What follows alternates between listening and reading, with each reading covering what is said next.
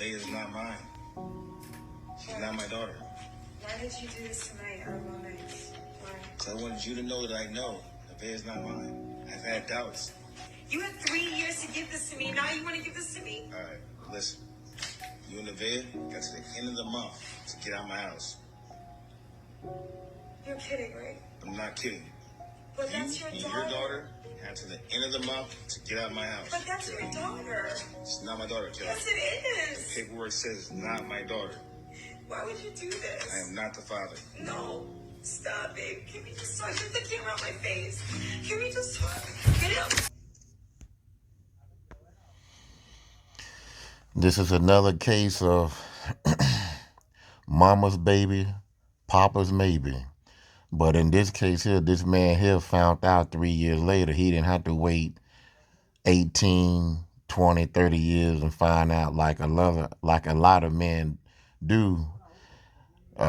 They get the information a long ways down the line that their son or their daughter is not there because of what mama did.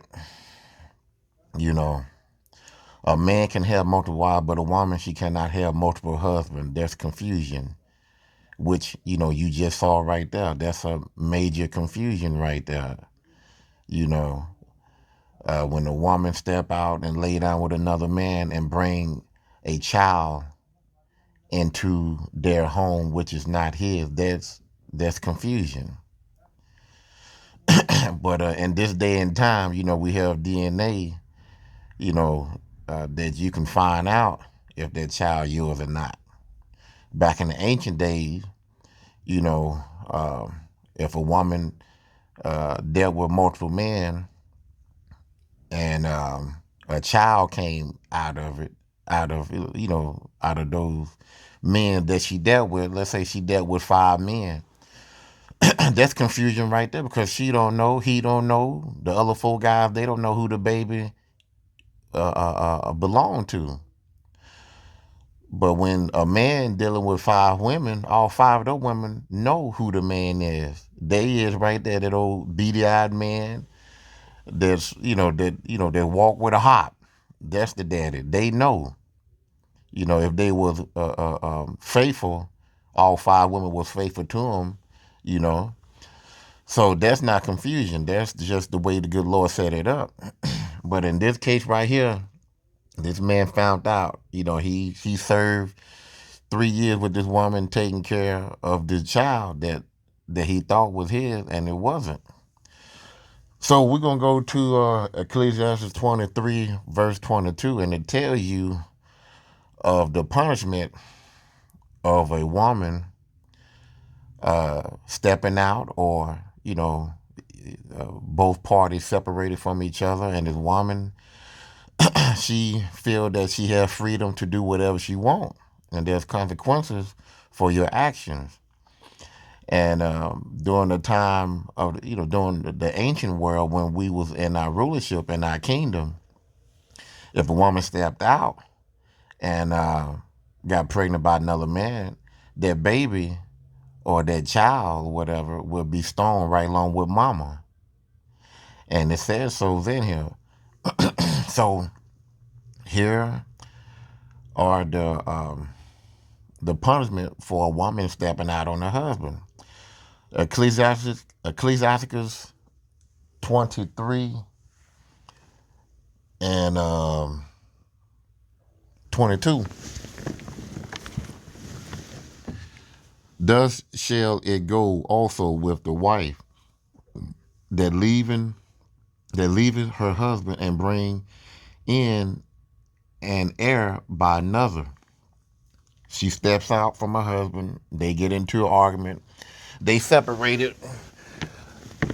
And during the time of the separation, she decided that she wanted to go out and mingle with other men. And she feel in her mind, well, I'm not anywhere near him. Ain't no telling what he doing. He might be with another woman, which he can be with another woman, but you can't be with another man. Point blank, that's it. Now here comes your punishment. Verse 23. For first, she have disobeyed the law of the Most High. And secondly, she has trespass against her own husband. And thirdly, she had played the whore in adultery and brought children by another man. Verse 24, she shall be brought out into the congregation, and inquisition shall be made of her. She will be questioned. When do you do this? What man did you lay with that brought forth children? Do you know the law and what the law states about an adulterous woman? They're going to question her. They want to inquire some information of her of why did you do this? Verse 25, her children shall not take root. What does root do? It buds from a seed, and the roots grow out the ground into a tree. And whatever tree that tree is, it grows branches and it brings forth fruit. So in this case here, 25 said, her children shall not take root, and her branches shall bring forth no fruit. Meaning that this woman that stepped out, her child is going to be killed. And that child is not going to grow up to be a man or be a woman to have children. It's harsh, but in our kingdom, going by the laws and commandments, if you break it, that's your judgment. Verse 26, she shall leave her memory to be cursed, and her reproach shall not be blotted out. So it says here, she shall leave her memory to be a curse.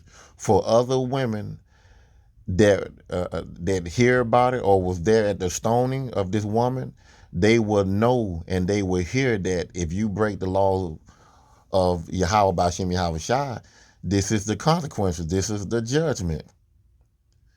And it's by death, you and your child. And it says that, and her reproach shall not be blotted out. So, it's going to be remembered, and it's going to be there from time to time. It's going to be a remembrance of what not to do. 27, and they that remain shall know that there is nothing better than the fear of the Lord. This is the Lord's word. This is his laws and commandments that we're supposed to abide by. This is our guidebook for life. And if you don't go by the laws and commandments to the best of your ability, you're going to be destroyed. There's a lot of laws in the Bible that we all don't know, but good Lord, he winked at that as ignorant. But when somebody, not just anybody, the prophets such as GMS and other brothers that study under GMS preach this word to you, or you see GMS in the video and they preaching it to you, you need to take heed, because these fellas here, these men of Great Millstone, they are giving you the information for salvation if you are chosen to be the elect, to be beamed out of here. So we need to take heed. So I'm going to read that back over again. Ecclesiastes 23 and 27. And they that remain shall know that there is nothing better than the fear of the Lord, and that there is nothing sweeter than to take heed unto the commandments of the Lord. Take heed. Bow your head down. Humble yourself. Knowing that if I break one of these laws and commandments, anything can happen to you. That's fear, because you don't know what's coming around the corner. You don't know if you're going to die in the streets from traveling, or leaving out your front door and getting shot in the head by police, or your own brother, or a heart attack come down on you, stroke or whatever, anything that would take you out of your normal daily life. Verse 28, it is great glory to follow the Lord. the laws and commandments, and to be received of him is long life. To be received through Yahweh Bashim Yahweh Shai, to enter into the kingdom, that is eternal life. That's where you want to go. Well, I'm going to end it right there, giving all honor and glory to Yahweh Bashim Yahweh Shai, Bashim Kafadash, and double honor to the great man of Great Millstone that's out there on the highway and byway pushing the truth and also spreading the truth throughout the internet that spread forth throughout the four corners of the earth. Also to the men and women that are listening and learning, stay focused in these laws and commandments. Number one, keep the faith in Yahweh Bashim Yahweh Shai. Do the work of Yahweh Bashim Yahweh Shai. Keep praying and repenting. And also to add to that, I'm not a member of GMS, but I believe wholeheartedly that GMS have the 100% truth of the Bible. Shalom, shalom to you, man.